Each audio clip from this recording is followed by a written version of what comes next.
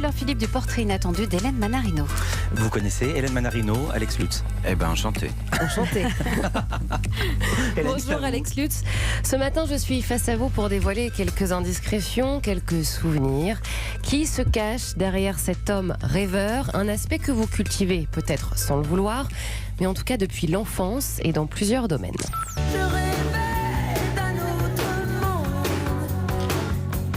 Oui, vous rêvez d'un autre monde, un monde où les machines à café avec les capsules n'existent pas, Alex Lutz. Vous ne supportez pas les Senseo, Nespresso, Krups, que le café filtre. Ouais. Pourquoi ça vous fait chier? Parce qu'un fil, du café, un bouton qui fait clic, clac et qui est rouge, on sait que c'est allumé et le truc c'est éteint, ça me va. Un monde de lumière, vous n'éteignez jamais les lumières d'ailleurs. Vous rêvez que tout soit rangé en permanence, vous êtes un grand maniaque et puis vous avez rêvé aussi lors de vos cours d'équitation, en communion avec la nature, en vacances sur vos rochers, avec vos dessins aussi. Et puis rêvez aussi à refaire ce monde justement avec votre grand-mère, une grand-mère que vous rendiez complètement folle en appelant le foie gras pâté à chaque repas de Noël. Vous faisiez exprès? Non. Non, je croyais que c'était pâté de foie. C'était du pâté de foie, mais non. Et en fait pas. Et ça la rendait dingue. Ça la rendait dingue parce qu'elle avait un snobisme de femme d'officier. Donc il fallait dire foie gras. Mais jusqu'à quel âge quand même? Pas à 17 ans? Enfant, non, enfant. Bah oui, on est sur l'enfance. Ouais.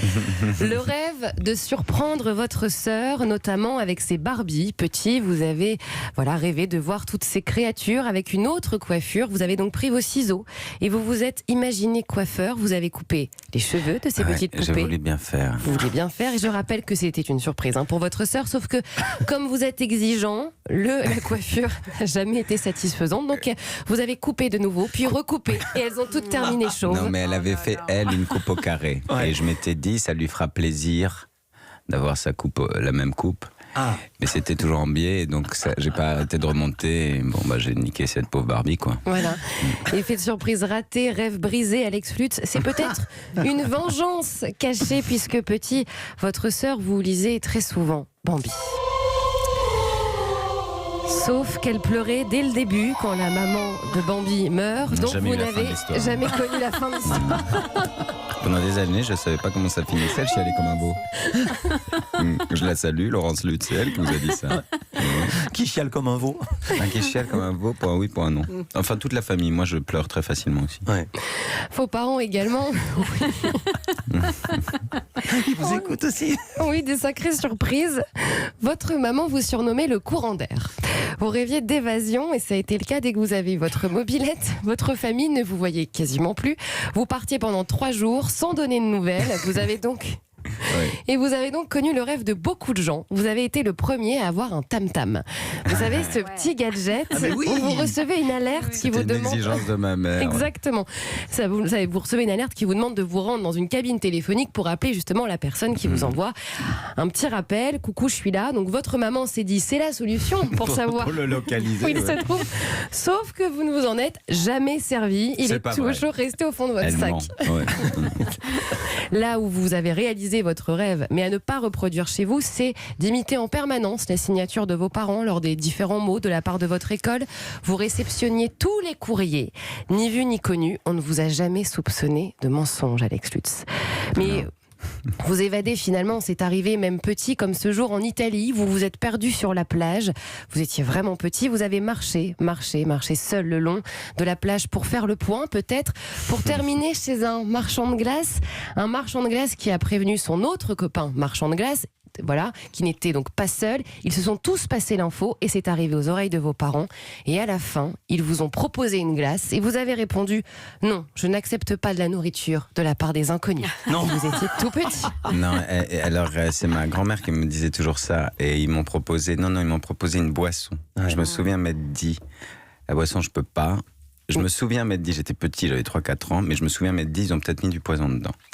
Et après, ils m'ont proposé une choupa choups, elle était emballée. Et vous avez dit oui. Je me suis dit, là, quand même. Ils ont vachement bien truqué le machin avec le poison, donc celle-là, je peux l'accepter. Alors, Alex Lutz, de la répartie, oui, et surtout beaucoup d'intelligence en classe de 5e.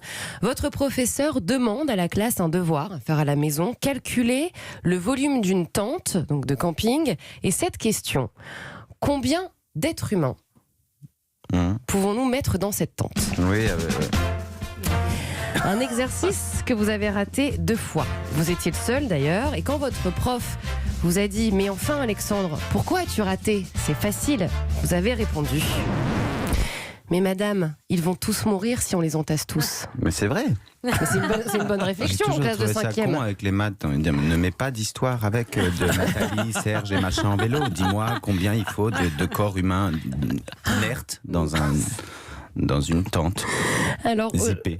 aujourd'hui, Alex Lutz finit les exercices de maths. Vous rêvez d'autre chose, notamment depuis peu. Vous rêvez peut-être d'un chanteur. Vous êtes en totale passion Michel Sardou, à base de double best-of dans votre voiture. Analyse de textes de chansons peu connues, notamment de celle-ci. Elle est quand même incroyable celle-là. Les enfants d'Angers. Oh,